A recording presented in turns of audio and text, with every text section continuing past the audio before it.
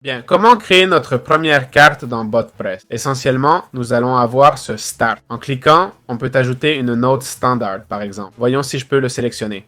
Voilà. Comme vous voyez, la note standard fonctionne, elle se connecte de droite à gauche, puis à droite pour finir. On a le standard ici, on peut lui donner le nom qu'on veut. Start, par exemple. Et ici, on peut ajouter des cartes. Comme vous voyez, les cartes sont tout ça. Important, supposons qu'on veuille ajouter, on a les options OpenAI et d'autres outils d'IA comme la génération d'images. L'intérêt des chatbots est de pouvoir capturer des infos, d'accord? Basé sur la base de données qu'on a mise en place. Pour ça, on utiliserait l'entrée brute raw input. Si je mets le curseur dessus, ça dit capturer les infos et tout. On va glisser l'entrée brute. On peut supprimer ça. Maintenant, on va poser la question qu'on veut à l'utilisateur. Je sais pas. Demandez-moi ce qu'il vous faut. Posez-moi vos questions. Ici, on peut choisir ou créer une variable. Là, on créerait la variable answer. Voilà, on a la variable answer ici. Important, cette variable marche que dans ce workflow. Si je fais un autre workflow, elle s'enregistre pas. Donc, on devrait changer le workflow